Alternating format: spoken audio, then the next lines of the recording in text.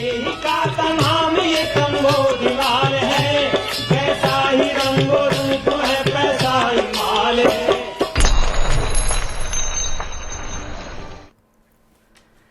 नमस्कार, मैं हूं शुभम शंकरधर। आप देख रहे हैं मनी 9। स्वागत है आपका prime time show money central में। दिन की सबसे बड़ी, सबसे जरूरी खबरों के विश्लेषण के लिए मेरे साथ स्टूडियो में मनी 9 के एडिटर अंशुमान तिवारी जी हैं। सर, बहुत स्वागत है आपका। अंशुमान जी से चर्चा शुरू की जाए उससे पहले आपको बता दें कौन सी बड़ी खबरें आज मनी सेंट्रल में शामिल की गई हैं।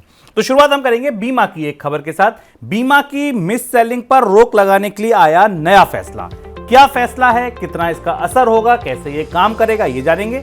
महंगी होंगी मोबाइल सेवाएं। जी हां, लंबे समय से नहीं हुई हैं। लोकसभा चुनाव का इंतजार हो रहा है, ऐसी खबर है। कितनी महंगी होंगी, क्यों संभावना मजबूत हो रही है, ये जानेंगे। एफसीआई क्यों ले रही कर्ज, ये एक और बड़ी खबर। एफसीआई जब धान की खरीद कम हो रही है, गेहूं की खरीद कम हो रही है, तो फिर एफसीआई को नया कर्ज लेना क्यों पड़ रहा है, ये एक बड़ी इंपॉर्टेंट खबर है, ये जानेंगे। दिन की बड़ी खबरों में आज 3 बड़ी खबरें होंगी। एक बड़ी खबर होगी बेनामी संपत्ति में नए कानून में क्या। बेनामी संपत्ति पर एक नया कानून आया, नया फैसला आया। क्या आया इस फैसले में खास, ये जानेंगे, और कैसे वो असर करेगा ये भी समझेंगे। दिन की दूसरी बड़ी खबर होगी अदानी पर सुप्रीम कोर्ट के फैसले में क्या निकला। सुप्रीम कोर्ट ने अपने फैसले में जो कहा, उसके बाद तमाम लोगों ने कंपनी की तरफ से कहा गया कि सत्य की जीत हुई, क्लीन चिट है। लेकिन क्या वाकई ये क्लीन चिट है? क्या अभी संकट पूरी तरह टल गया कि कुछ बाकी है? ये सब कुछ जानेंगे, समझेंगे दिन की दूसरी बड़ी खबर में। और म्यूचुअल फंड्स पर क्या कहता है भारत की जेब का सर्वे। आज के सर्वे के आंकड़े निश्चित तौर पर आपको चौंकाने वाले होंगे। आज के आंकड़ों में हम आपको सिर्फ ये नहीं बताएंगे कि म्यूचुअल फंड में कितने लोग निवेश करते हैं, कहां करते हैं, बल्कि यह भी बताएंगे निवेश करके कितने दिन अपने पास रखते हैं। यह आंकड़ा आपको चौंकाएगा। और आंकड़ों में यह भी आपको आज पता चलेगा क्या अगले 6 महीने में आपके राज्य में लोग म्यूचुअल फंड में निवेश करना चाहते हैं। यह जानकारी भी आपके लिए चौंकाने वाली अहम जानकारी होगी। तो बने रहिए इस आधे घंटे में हमारे साथ। शुरुआत बीमा की खबर के साथ। बीमा की मिस सेलिंग पर रोक लगाने के लिए उपभोक्ता मंत्रालय के सचिव ने वित्त मंत्रालय को पत्र लिखा। इस पत्र में यह कहा कि बीमा एजेंट ग्राहकों से पॉलिसी बेचने के दौरान हुई बातचीत का ऑडियो वीडियो रिकॉर्ड रखें। साथ ही पॉलिसी से जुड़े हर पक्ष का ग्राहक को विस्तार से विवरण बताएं, उसको बताना भी अनिवार्य कर दिया जाएगा। ऐसा मानना है उनका कि अगर ये बात मानी गई तो इससे मिस सेलिंग पर रोक लगेगी। सर, क्यों ये नियम आया और ये कितना, एक चीज जानना चाहूंगा, व्यवहारिक कितना है सर? कि आपको लगता है एजेंट उतनी की पूरी वीडियो ऑडियो रिकॉर्ड करेगा और बाद में वो ऑडियो वीडियो रिकॉर्ड साक्ष्य के तौर पर मान ली जाएंगी? पहली चीज तो ये स्पष्ट नहीं कि ये वीडियो रिकॉर्ड किसको दिखाया जाएगा और साक्ष्य के तौर पर इससे हासिल क्या होगा। ज़्यादा महत्वपूर्ण सवाल है कि आप सारे लोग जो हम लोग हमारे आसपास हैं, आपने भी बीमा पॉलिसी खरीदी होगी, खरीद ही रहे होंगे, खरीदते हैं, निवेश करते हैं। आपने कभी अपने एजेंट से सवाल पूछे कि वो क्यों बेच रहा है आपको ये पॉलिसी, इससे आपको होने वाला रिटर्न क्या है? बाकी जो चीज़ें बाजार में जहाँ आप निवेश कर सकते हैं, चाहे वो गोल्ड हो या म्यूचुअल फंड हो या बाकी चीज़ें, उनकी तुलना में कितना रिटर्न है?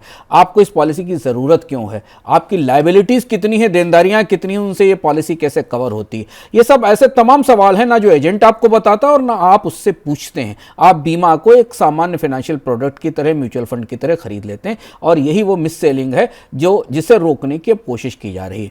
यहाँ सबसे बड़ी चुनौती 2 तरीके की है शुभम। एक चुनौती है एजेंट के स्तर पर, क्योंकि एजेंट को आपकी सुरक्षा से, आपकी फाइनेंशियल सिक्योरिटी बेहतर करने की ट्रेनिंग नहीं दी गई है। उसे आपकी ज़रूरतों के हिसाब से प्लान सजेस्ट करने की ट्रेनिंग नहीं दी गई है। तो उसे एक प्लान आपको बेचना, वो आपको बेचने जाता। और ये देखिए, मौसम आ गया, बीमा बेचने का मौसम है। जनवरी से बीमा बेचने का मौसम शुरू होता है और मार्च तक चलता है, क्योंकि साल के अंत तक लोगों को क्या करना है, LIC करा लेना है या बीमा करा लेना। इस तरीके के का सेल होती है। और दूसरी बड़ी चुनौती लोगों के, निवेशकों के, बीमा खरीदने वालों के स्तर पर है, क्योंकि वो बुनियादी सवाल भी नहीं पूछते। उनको ये भी नहीं पता कि उनके पास पिछला इंश्योरेंस कितना है और उस इंश्योरेंस का वो क्या इस्तेमाल आने वाले समय में करने वाले हैं, क्यों उन्होंने इसको ले रखा है, उनकी हर बार जब किस्त जाती है उसके बदले उनको क्या मिलेगा, 10 साल बाद, 15 साल बाद उन्हें इससे क्या रिटर्न मिलेंगे, कितनी से उनकी रिस्क कवर होती है, कितना उनका इन्वेस्टमेंट है, ये नहीं पता नहीं है। तो अब ये कोशिश की जा रही है कंज्यूमर अफेयर डिपार्टमेंट की तरफ से कि एजेंटों से कहा जाए कि वो जो बता रहे हैं उसमें उसका वीडियो बनाए। पर चुनौती यहाँ ये कि एजेंट बताएगा क्या? एजेंट एक दूसरे तरीके से ग्राहक को अप्रोच करता है। ग्राहक या बीमा खरीदने वाला व्यक्ति भी एक दूसरे तरीके से एजेंट को अप्रोच करता है। उसकी ज़रूरत है अपने साल के अंत में कुछ थोड़ी बचत करना या इनकम टैक्स बचाना, और एजेंट के लिए टारगेट है जो उसे पूरा करना है। तो उस टारगेट के तहत वो उन पॉलिसीज़ को, उन चीज़ों को पहले बेचने की कोशिश करता है। ज़्यादा बड़ा लालच ये होता है कि हम आपका पहला किश्त माफ़ कर देंगे, पहला इंस्टॉलमेंट नहीं देंगे, नहीं एजेंट अपने पास से दे देगा। ये जो सारा खेल, सारा बाजार है, इस बाजार में अभी बहुत ज़्यादा पारदर्शिता, स्पष्टता नहीं है। तो एजेंट जो करें वो करें, लेकिन अगर आप इस कार्यक्रम को देख रहे हैं तो आप तो कुछ 10-12 बुनियादी सवाल अपने दिमाग में रखिए, जो एजेंट से पूछिए और अपने बारे में जानिए। हम इस पर बहुत सारे शोज़, बहुत सारी चीज़ें, बहुत सारी जानकारियाँ मनी9 पर देते रहते हैं कि बीमा कैसे खरीदें, बीमा को निवेश समझें, बीमा को सुरक्षा समझें। ये जानना हमारे लिए बुनियादी रूप से बेहद ज़रूरी है।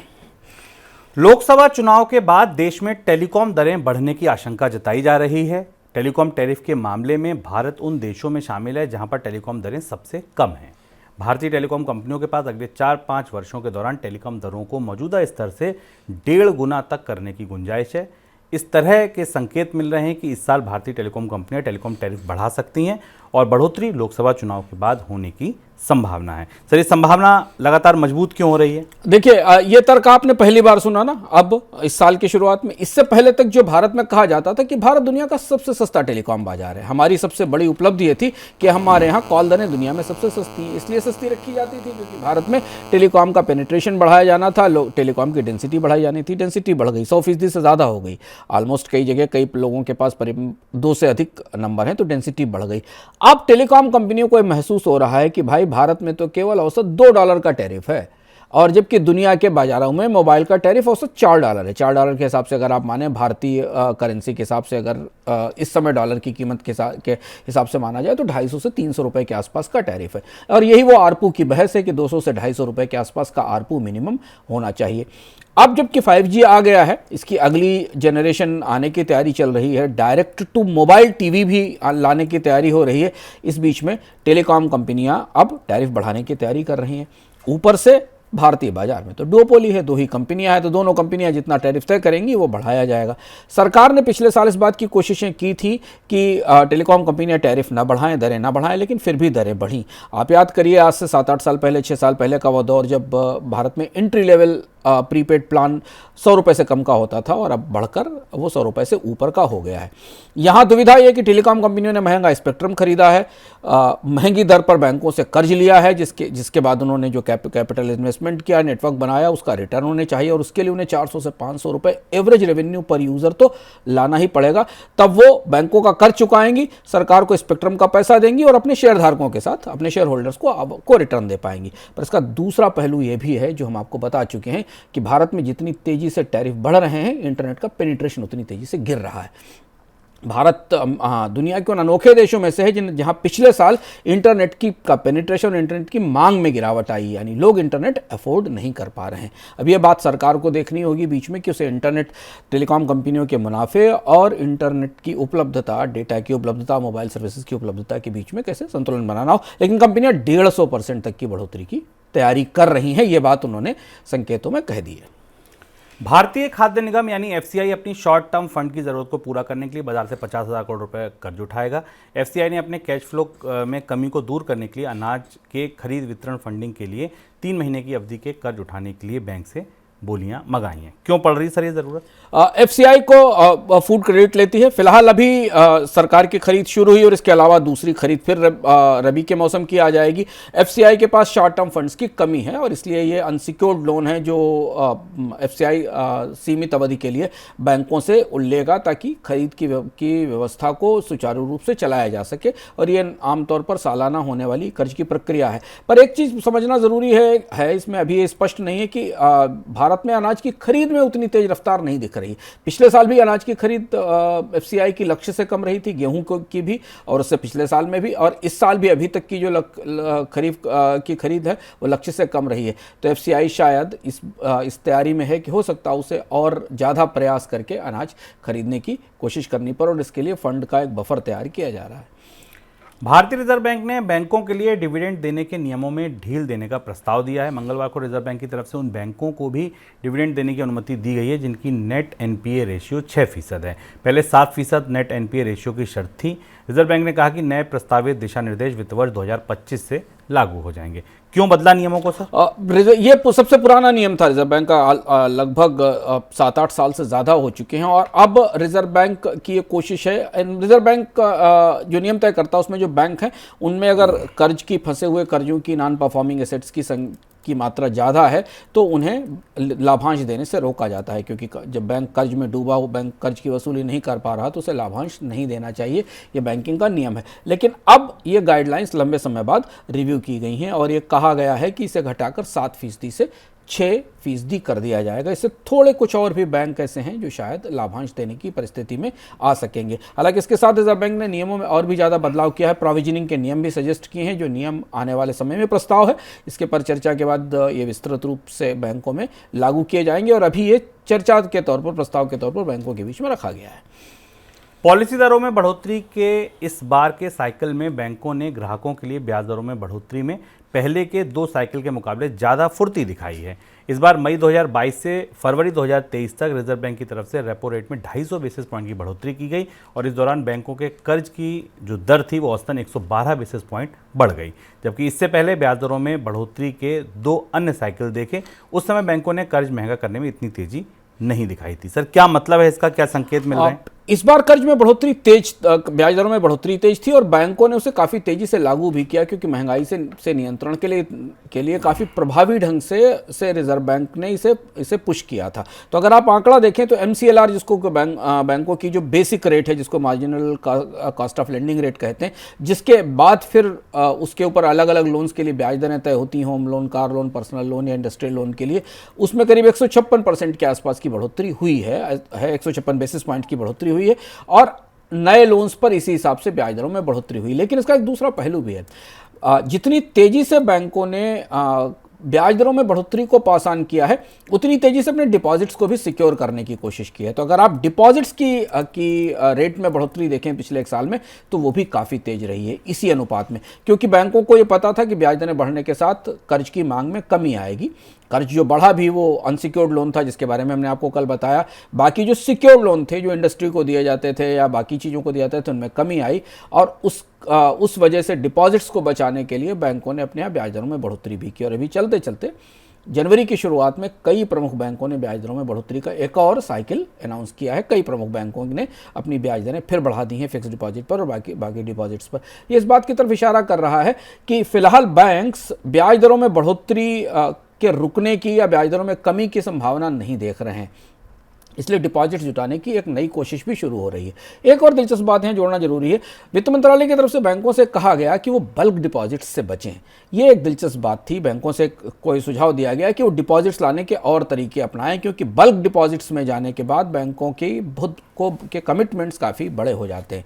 पर फिलहाल तो साल भर शुभम बैंकों ने बल्क डिपॉजिट्स ही जुटाए हैं। ज़्यादातर बैंक इस कोशिश में है कि उनके पास थोक में डिपॉजिट्स आना शुरू करें, लेकिन बैंकों के डिपॉजिट्स और क्रेडिट के बीच में जो मिसमैच दिख रहा है वो वित्त मंत्रालय और रिजर्व बैंक को थोड़ा परेशान कर रहा है। आगे बढ़ते हैं दिन की सबसे बड़ी खबरों की तरफ।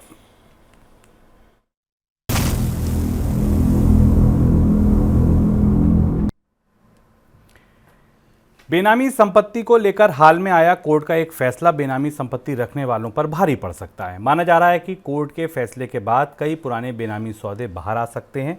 कोर्ट ने अपने फैसले में कहा है कि 2016 में आए नए बेनामी कानून से पहले भी अगर किसी ने बेनामी डील की हुई है तो उसे बेनामी ट्रांजैक्शन माना जाएगा। सर, अदालत के इस फैसले का क्या असर होने वाला है? ये एक सिग्निफिकेंट फैसला है और आमतौर पर ये फैसले इस तरीके के फैसले हमें कम दिखाई देते हैं, जिसमें एक कानून जो बाद में लागू हुआ है उसे लागू होने की, उसे प्रभावी बनाने की प्रक्रिया उस कानून को लागू करने की तारीख के पहले से लागू होती है, यानी पहले से उसे लागू किया जाएगा। बेनामी संपत्तियों पर रोक लगाने के लिए कानून आया था 2016 में, जिसे बेनामी ट्रांजैक्शन या बेनामी प्रॉपर्टी एक्ट कहा गया था। अभी हाल में जब एक मामला अदालत में गया तो अदालत का एक कहना था कि जो भी बेनामी प्रॉपर्टी की होल्डिंग 2016 से पहले की है उन्हें भी इसमें शामिल माना जाएगा। ये थोड़ी सी सी नई और अनोखी बात है। आमतौर पर जब ये कानून आया था तब तक ये माना जा रहा था कि इससे पहले जो डील्स हो चुकी हैं, 2016 से पहले जो डील हो चुकी, उन्हें बेनामी डील्स के दायरे में नहीं लाया जाएगा, इसके बाद की डील्स पर ये बात लागू होगी। अब इसका मतलब ये है कि जो टैक्स अथॉरिटीज़ हैं या जो रेवेन्यू अथॉरिटीज़ हैं वो 2016 से पहले की भी बेनामी डील्स की इंक्वायरी कर सकती हैं, जांच कर सकती हैं, और उन पर ये कानून लागू करके उन्हें उन पर उस तरीके के टैक्सेशन या सजा के प्रावधान किए जा सकते हैं। ये भारत के प्रॉपर्टीज़ मार्केट में, बेनामी प्रॉपर्टीज़ के मार्केट में एक बड़ा अपसेट है जो आ रहा है, और इससे समझ में आ रहा है कि ये कानून अब किसके पीछे तक लागू होगा। अभी ये स्पष्ट नहीं कि कितने पीछे तक की प्रॉपर्टीज़ को इसमें शामिल किया जाएगा, लेकिन ट्रिब्यूनल जो बेनामी से के मामलों से जुड़ा हुआ ट्रिब्यूनल है वो उन मामलों को, पुराने मामलों को ओपन कर सकता है। इसकी इजाज़त अदालत से मिल गई है। राज्यों के लिए कर्ज उठाने की लागत केंद्र सरकार के मुकाबले ज़्यादा रहती है और हाल के दिनों में राज्यों और केंद्र के कर्ज की दर के बीच का अंतर 50 बेसिस पॉइंट से ज़्यादा हो गया है।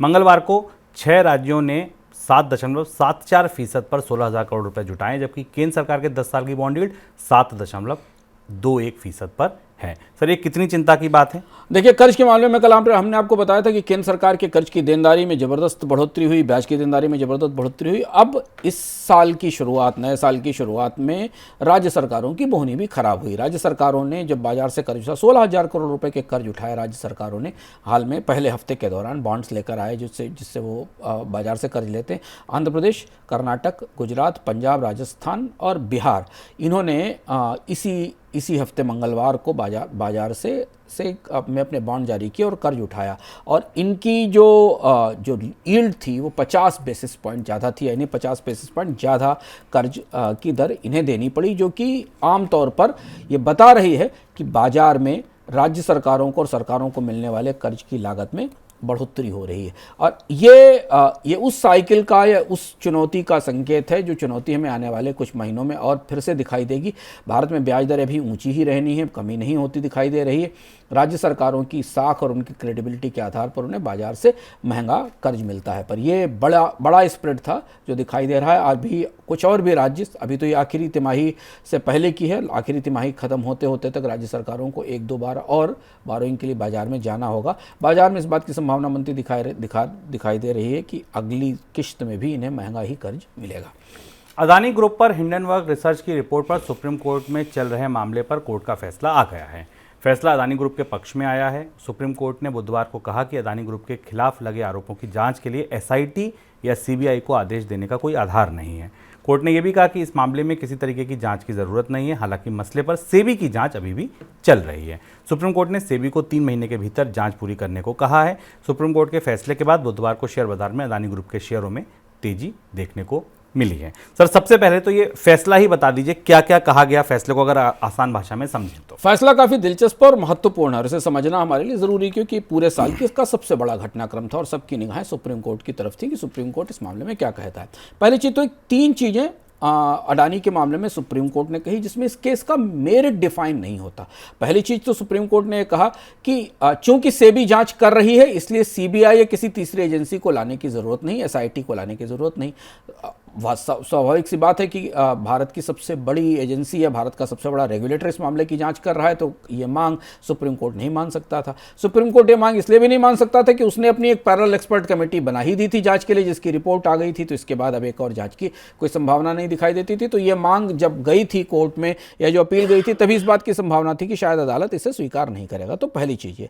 दूसरी चीज, सुप्रीम कोर्ट ने कहा कि सेबी के मामले में सेबी के पास अधिकार हैं जांच करने के। सेबी के मामले में सुप्रीम कोर्ट एक सीमा से अधिक दखल नहीं दे सकता, उसका क्षेत्र लिमिटेड है, क्योंकि सेबी की जांच की प्रक्रिया है और सेबी ने अभी जांच पूरी नहीं की है। सेबी को 3 महीने का और समय दिया गया है जांच पूरी करने के लिए 2 से अधिक 2 मामले बचे हुए हैं जिनकी रिपोर्ट सेबी ने नहीं दी। सेबी ने पिछले साल में 2 बार एक्सटेंशन मांगा था जांच पूरी करने के लिए, यानी जांच अभी पूरी नहीं है। तो जांच का हिस्सा तो जारी है, सेबी की जांच का हिस्सा जारी है। और तीसरी बात जो सुप्रीम कोर्ट ने अपने फैसले में कही, जिसमें एक आरोप लगाया गया था कि जो एक्सपर्ट कमेटी बनाई गई थी उसमें में जो लोग शामिल थे उनमें कन्फ्लिक्ट ऑफ इंटरेस्ट था, यानी उन्होंने उनके कामकाज की पारदर्शिता पर सवाल थे।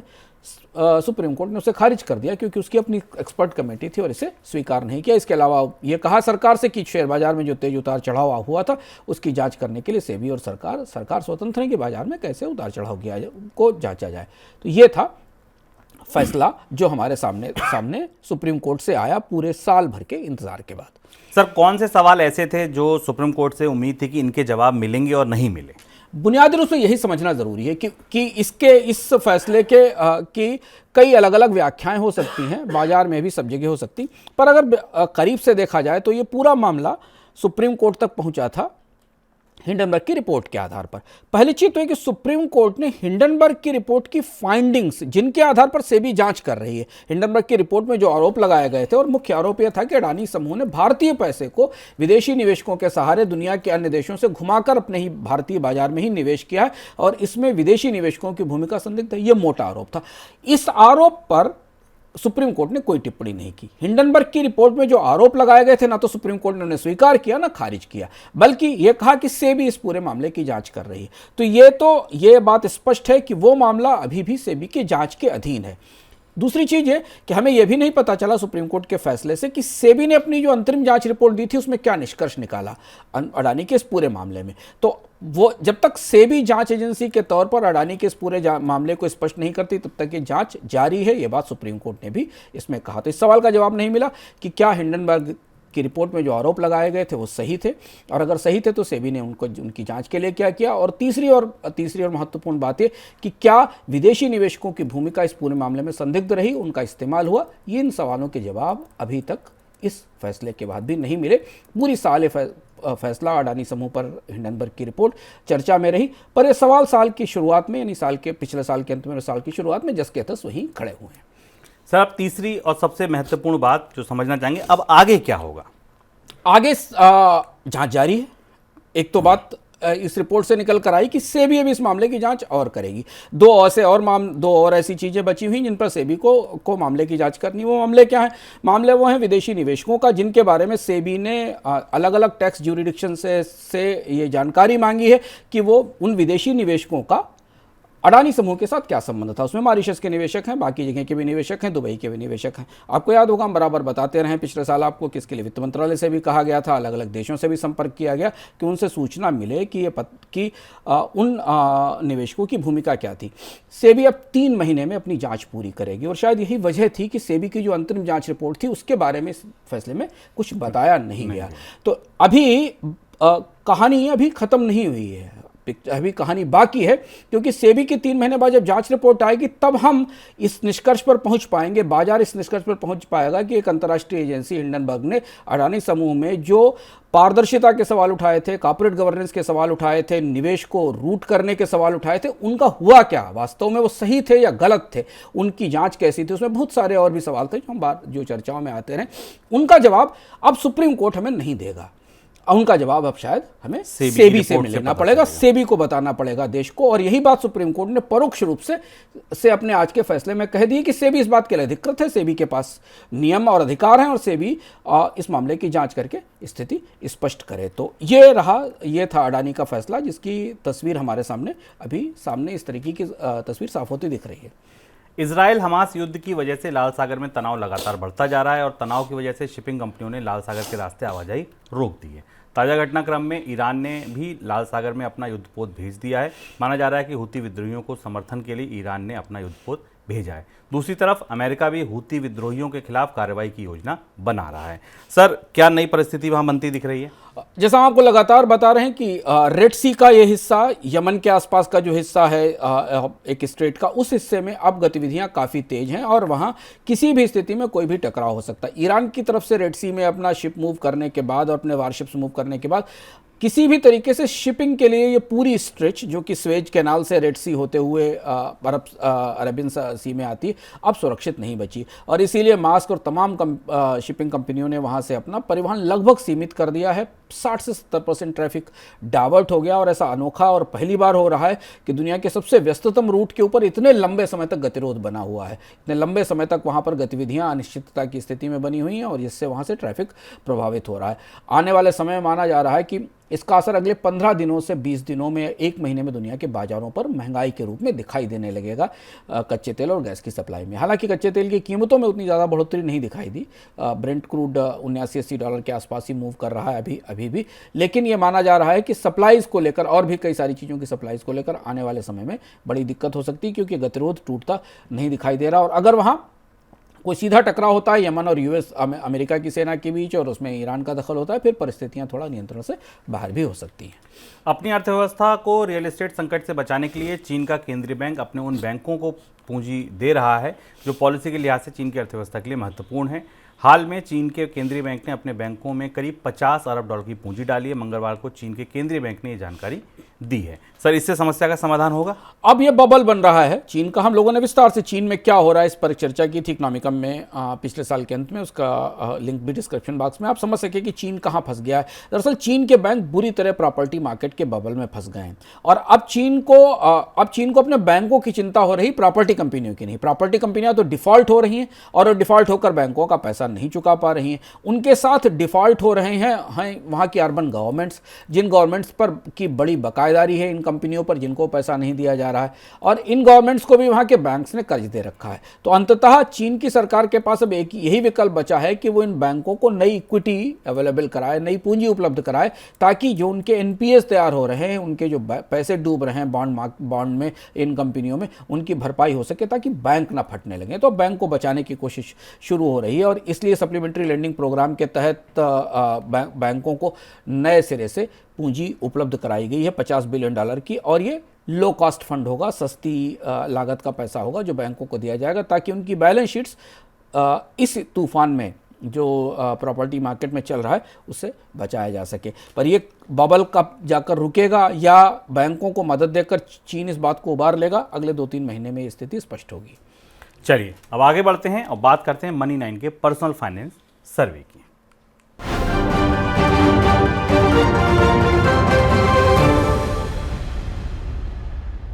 आज चर्चा का जो मुद्दा है, जो विषय है, जो अध्याय है, वो है म्यूचुअल फंड। और म्यूचुअल फंड के बारे में आज हम जानेंगे कि भारत के परिवार क्या सोचते हैं, कितना निवेश करते हैं, कहाँ करते हैं, नहीं करते हैं, कितने दिन निवेश को रखते हैं, ये सब कुछ आपको पता चलेगा। चलिए अब सिलसिलेवार तरीके से एक एक आंकड़े को पकड़ते हैं और समझते हैं। सबसे पहला आंकड़ा आपकी स्क्रीन पर, कितने भारतीय परिवार म्यूचुअल फंड में निवेश करते हैं।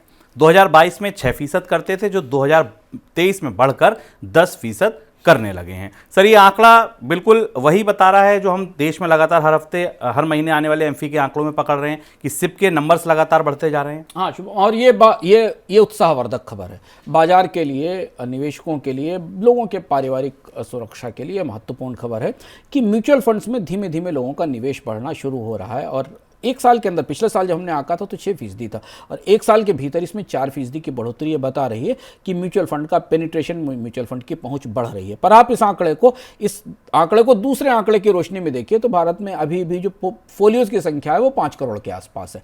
तो यानी फिर भी जब 10% परिवार, लगभग हाउस होल्ड्स की का आंकड़ा है ये, 10% परिवार निवेश कर रहे हैं, पर फिर भी भारत में फोलियोज की संख्या अभी भी केवल 5 करोड़ है, जिनके आधार पर करीब 50 लाख करोड़ का AUM है। लेकिन धीमे धीमे म्यूचुअल फंड लोगों की बचत वरीयताओं में शामिल हो रहा है। हालांकि म्यूचुअल फंड की समझ और उसकी जानकारी अभी सीमित है।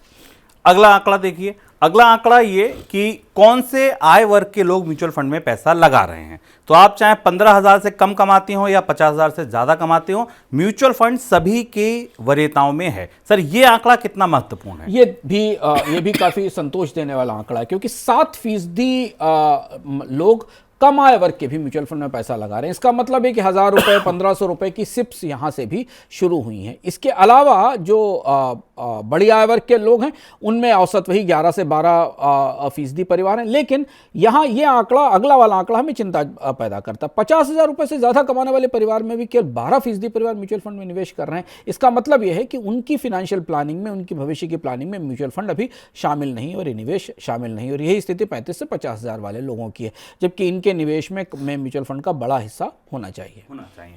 तीसरा आंकड़ा पकड़िए।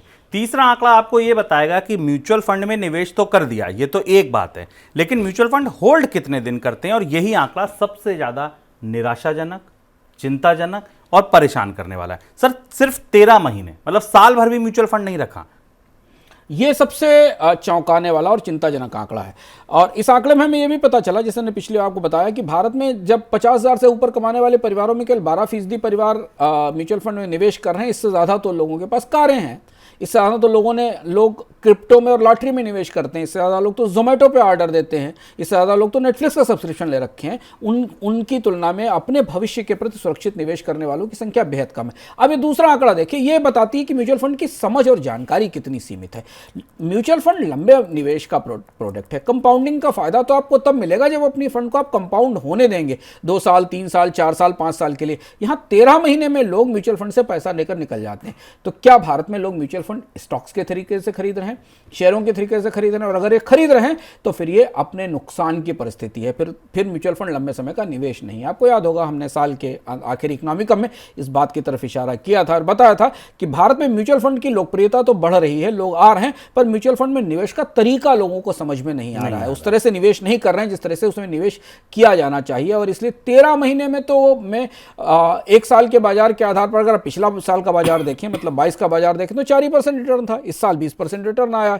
तो लोग बाजार में टिक कर लंबे समय के लिए निवेश नहीं कर रहे हैं म्यूचुअल फंड में। ये बड़ी कमजोरी है और ये कमजोरी उन्हें लंबे समय में म्यूचुअल फंड से बड़े रिटर्न से वंचित रखेगी, उतना रिटर्न उन्हें नहीं मिलेगा। तो अगर आप इस आंकड़े से भी हमें पता चला, जो हमारे सर्वे से भी पता चला, और लगभग ऐसी ही बात जो नवंबर में एमफी का सर्वे आया, एमफी का डेटा आया था, उसने भी बताया कि लोगों की औसत होल्डिंग 12 से 13 महीनों की है म्यूचुअल फंड में। तो म्यूचुअल फंड 12 से 13 महीने का प्रोडक्ट नहीं है, एक साल के होराइजन का प्रोडक्ट नहीं है। म्यूचुअल फंड में मिनिमम तो 3 साल का निवेश आपको रखना ही चाहिए। 3 साल बाद अपने निवेश को बदलने की या निकालने की बात सोचनी चाहिए। चलिए अब अगला चलते हैं आपके राज्य पर, कि आपके राज्य में दरअसल म्यूचुअल फंड में क्या हो रहा है।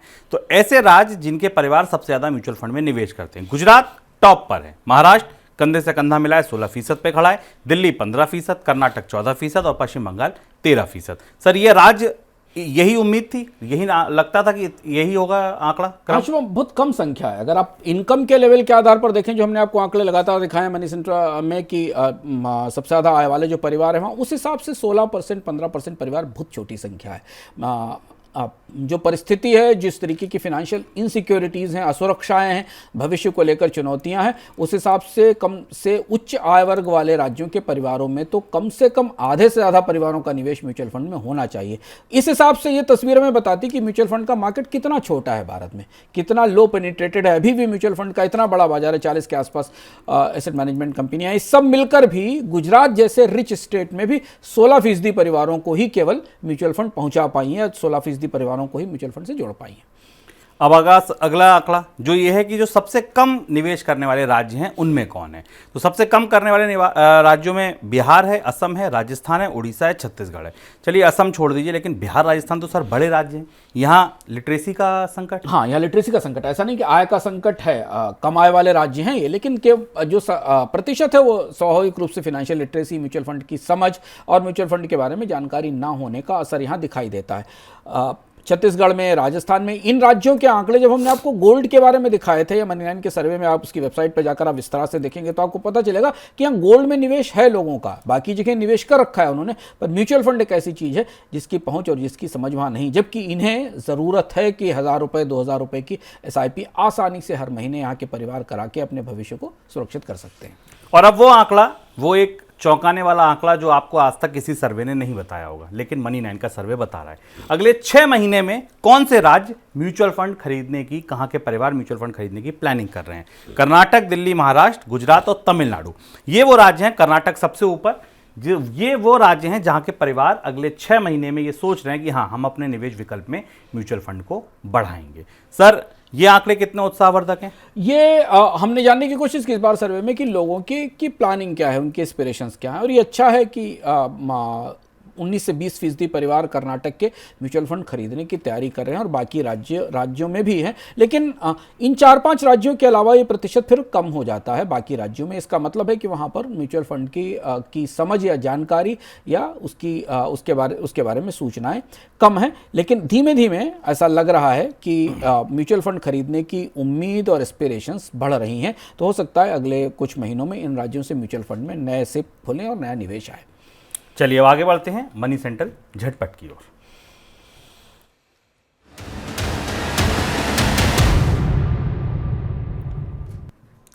गैर जमानती कर्ज को लेकर रिजर्व बैंक की सख्ती के बाद बैंक अपने फंसे हुए गैर जमानती कर्ज से मुक्ति पाने की जुगत में लग गए हैं। निजी बैंक आरबीएल ने करीब 800 करोड़ रुपए के क्रेडिट कार्ड कर्ज पोर्टफोलियो को कोटक बैंक को बेच दिया है। पिछले कुछ वर्षों के दौरान दोनों बैंकों की तरफ से क्रेडिट कार्ड कर्ज की देने की होड़ मची थी। बीते 1 साल के दौरान देश के सभी वित्तीय संस्थानों का क्रेडिट कार्ड कर्ज पोर्टफोलियो 34% बढ़कर 2.44 लाख करोड़ रुपए हो गया है। आरबीएल बैंक ने एनपीए में क्रेडिट कार्ड कर्ज की हिस्सेदारी लगभग 20% है। टाटा ग्रुप की डिजिटल पेमेंट ऐप टाटा पे को रिजर्व बैंक से पेमेंट एग्रीगेटर का लाइसेंस मिल गया। इस लाइसेंस के बाद टाटा पे अलग अलग पेमेंट टूल्स के जरिए ट्रांजैक्शन की सुविधा उपलब्ध करा सकता है। टाटा पे भी अब गूगल पे, रेजर पे और फोन पे की तरह काम करेगा। उभरती अर्थव्यवस्थाओं के संगठन ब्रिक्स में पाकिस्तान का कोई स्थायी सदस्यता देने का भारत विरोध कर सकता है। फिलहाल इस संगठन में भारत, रूस, चीन, दक्षिण अफ्रीका और ब्राज़ील शामिल हैं। लेकिन पिछले साल दक्षिण अफ्रीका में हुई संगठन की बैठक में तय हुआ था कि इसके सदस्य देशों की संख्या बढ़ाई जाएगी। चीन चाहता है कि इस संगठन के साथ पाकिस्तान को भी जोड़ा जाए और इसके लिए पाकिस्तान ने रूस का समर्थन भी मांगा है। लेकिन भारत का मत है कि संगठन में पाकिस्तान कुछ भी योगदान नहीं कर सकता। ऐसे में भारत की तरफ से पाकिस्तान को स्थायी सदस्य बनाने का विरोध किया जाएगा। भारतीय रिजर्व बैंक ने कहा है कि बैंक ऐसे खातों पर मिनिमम अकाउंट बैलेंस का जुर्माना नहीं लगा सकते जो 2 साल से बंद पड़े हैं। आरबीआई ने यह भी कहा है कि ऐसे खाते जिन्हें स्कॉलरशिप या डायरेक्ट बेनिफिट प्राप्त करने के लिए खोला गया है और 2 साल से उनमें कोई लेन देन नहीं हुआ, उन खातों पर बैंक निष्क्रिय खाते घोषित नहीं कर सकते हैं। सर, कोई टिप्पणी आपकी? मेरे लिए सबसे चौंकाने वाली खबर आरबीएल बैंक का क्रेडिट कार्ड ड्यूज कोटक को बेचा जाना। इसे ध्यान से गौर से समझिए, जो बात हम आपसे लगातार कह रहे हैं। आरबीएल बैंक ने भारत में क्रेडिट कार्ड बड़े पैमाने पर जारी किए थे और उसके अगेंस्ट में लोगों को खरीदने पर प्रेरित किया था और खरीदारी की थी।